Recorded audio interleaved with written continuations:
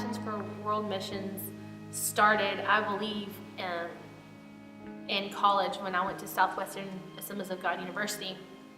I believe that seed was just planted there. They would bring in missionaries, and every time I would just get this overwhelming feeling of just feel like that's what I was supposed to do, but yet I was just this person who's an athlete, who is supposed to do this for 4 years and then do this for 2 years and then was gonna get a house and a car and be married. And so I was just overlooked that always.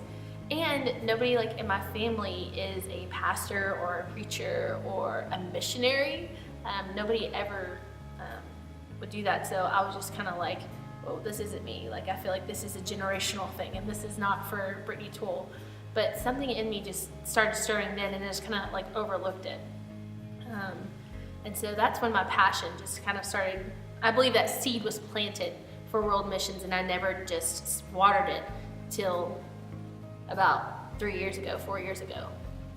My plan for me going into the future was go to Southwestern for 4 years, get a psychology degree, go get my master's for OT and be an occupational therapist, and then have an awesome family, have a house and a car, and that's what it was gonna be. But that did not happen. And so for 4 years, I was a psychology major, and then 2 years OT after that, and a house and car. And that was Brittani's plan. It was not God's plan. And that's been my problem all along, is I've been wanting to do what Brittani wants to do and not God's plan. And so even though it's not bad for me, this is what I was gonna do, and God, I'm doing the right things the whole time. This is what I'm gonna do, and you can kind of just follow me along and bless me how you wanna bless me, but this is what I'm gonna do. So 4 years, heart kind of got broken, moved back home, didn't do the 2 years OT program, and started teaching and coaching, got an opportunity for that, and that's what I've been doing for the past 5 years now. Loved every single minute of it. I just know that there's something more for Brittani Toole. There's something, I don't even know how to explain it. I try to explain it to people and I just can't explain it. There's like this, like something inside of me that just says that there's more, and I know that that's the Holy Spirit telling me that there is more. So I started seeking out, God, what do you have for me? What do you want from me? As a teacher and a coach, I get an opportunity every summer to have a free summer. And so about 4 years ago, I started going on mission trips to Haiti every summer. And at first I did not want to do that. I was like, this is not for me. I'm teaching and coaching now. There's camps in the summer I have to go to and attend, and that's just not for me. I'm over that. I'm done with that. That's not even on my radar. And some of my best friends from the church and my pastor from my church told me to really seek out, and they really think that I'm supposed to go with them, and they really believe that I'm supposed to complete their 10 that's going on this trip. And I was like, no, that's not for me. And so I ended up going, and then I ended up going again and then going again. In fact, I went with my mom, and me went 1 year because I just didn't not want to go to Haiti. And every time I come back, I have this feeling of like, I don't belong here anymore. I don't belong in my house. I don't belong, anywhere. And come to find out, I started seeking God's will for my life. And I was like, God, okay, I'm done with Brittani's plan. Like, what's your will for my life? He's like, sell your house. And I was like, you've got to be kidding me. I went to Haiti last summer, and I went with a wonderful group of people. And that was when everything started kind of like turning inside of me. The kids there, we did VBS, and we went out to the villages, and we started, talking to them and doing walks, and just playing with the children and singing with them and just loving on them and hearing people and hearing about, their lives and seeing the way they live, and helping them in any way, we could, whether we praying for them, medical, feeding them, telling them about Jesus. That's what we did, and that's what we're there to do. I got back from Haiti from that mission trip.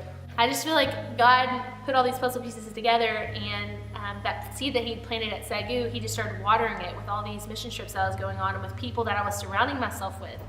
And this last time when I got back, I was so broken and so torn. I was like, this is really not what I'm supposed to do. This is not how I'm supposed to feel. I'm not supposed to be here. I'm supposed to be somewhere else. And my cousin, the next day, we were supposed to go to Nashville. And I was like, how am I going to go to Nashville? And I just got back from seeing all of this in Haiti. Like, I'm not supposed to enjoy myself.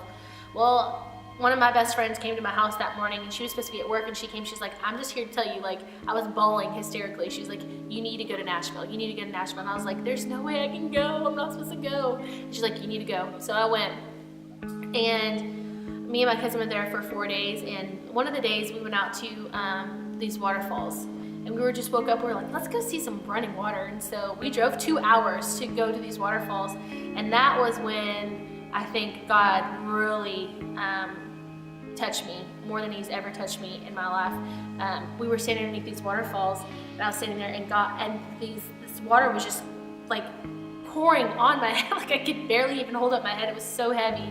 And I stepped out, and I looked over at my cousin. I was like, did you feel that? And she's like, what? And so she stepped in the waterfall. I stepped in the waterfall, and I just started raising my hands. I was like, okay, God, like, I surrender everything to you. Like, I feel you right now, and I just feel you crashing over me, and I feel like something big's about to happen. And I don't even know how long we were underneath the waterfall for. I just remember stepping out and being so refreshed, so renewed. And that night, a friend of mine that I hadn't seen since high school, he invited me to go to their church. And then God just started opening up my ears. I believe that God was just like, I'm about to speak to you. He was just preparing me that day. So that night when I went to church, I mean, the spirit just broke. I mean, it was crazy. It was such a crazy experience. The worship leader was like, somebody's about to have a breakthrough. And I was like, it's me. It's me. I'm about to have a breakthrough. Like, I'm about to belly over with tears, you know? And then Pastor Alex, she got up there and she started preaching. She preached out of Ezekiel, and she preached about the leopards and 3 leopards sitting outside the gates. And I believe the Armenianites were inside, and they didn't want to go in because when you had leprosy back then, you were just like cast out, and like you would, you know, be killed if you went in, you know, nobody wanted to be around you. And God had told them, like, you guys, I'm about to send you, you know, you need to go inside the gates. Like, there's going to be food and water for you in there. And so nobody believed. And then in the middle of the night, God sent the Israelites, you know, the bells and whistles of all the chariots, and the Armenianites fled. And he made it sound like there was a bazillion Israelites coming at them, and the Armenianites fled, and the leopards went inside, and there was food and water and everything. And she just was talking about obedience and having faith in God, because if they wouldn't have gone in, they would have starved to death outside. But they listened to God, and they knew that God was going to protect them, so they went inside. And that's just the same with me. Is this God telling me to sell my house, or is this me?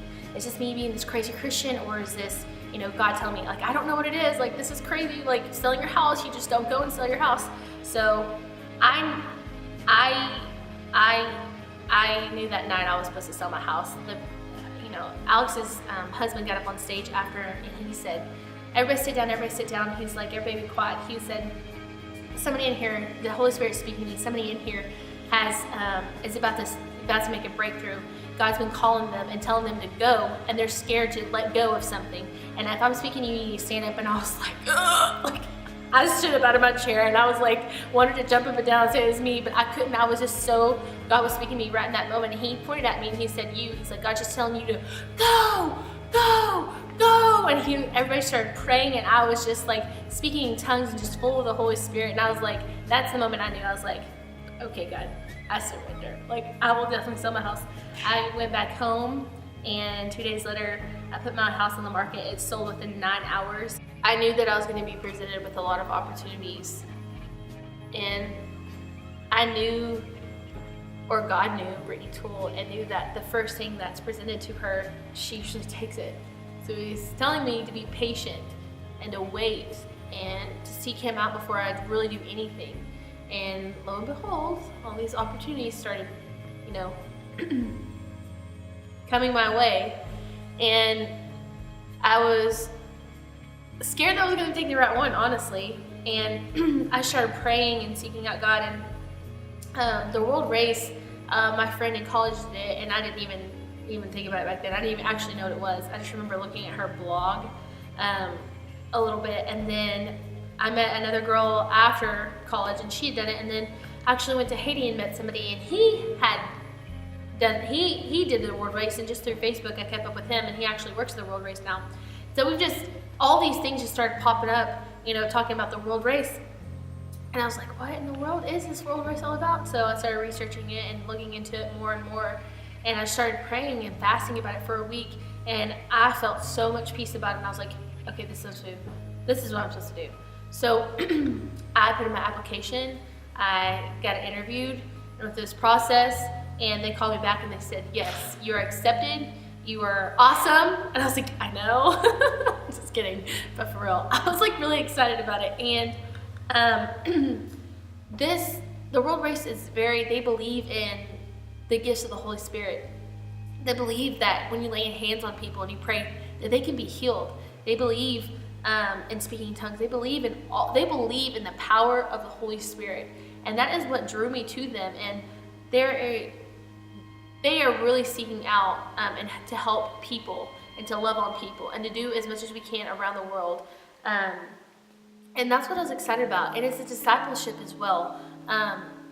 Not just missions in itself, but it's also going to be discipling me. I'm going to be around, most of the groups have 30 to 50 people. They asked me to be on a special expedition, and it's really led by the Holy Spirit. You know, the world race is 11 different countries in 11 different months, but this expedition that I'm going on is really Spirit-led. We might only get to 3 countries because if revival breaks out, we're not leaving, we're staying. And I'm really excited about that. If healings start taking place and people start coming from everywhere, we're gonna stay and God's gonna move. And that's what I'm excited about. I'm excited about going to the 1040 window, and that's where we're going.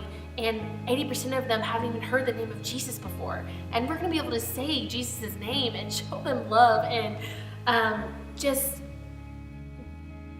give them the peace and the love that Jesus has to offer. And that's what we're called to do, you know? We're not called to follow Brittany's plan or to follow, you know, your own plan, but we're called to follow God's plan. And He placed me here on this earth to live for Him, not to live for my parents, not to live for my coaches, not to live for my boss, not to live for anybody but Him. He created me, and that's what I'm here to do. And I have found that calling in my life, you know. After the world race, what am I supposed to do? I have no idea. But I made it this far, so I feel like God's gonna tell me what to do next. But right now, this next stage of my life is the world race, and I'm just really excited to be on this journey with the world race and just to see what God has for me, you know, has for my life. The cool thing about the world race is that it challenges me not to follow a schedule or not to follow a monthly plan or not to follow, you know, an hourly plan like I have my whole life. That's what I've been scared of my whole life, is letting go and like letting God take control of my life, really. And so that's what I'm gonna absorb on the world race, is letting go and letting God take control of every situation through the Holy Spirit. I'm Brittany Toole, and my life is not my own.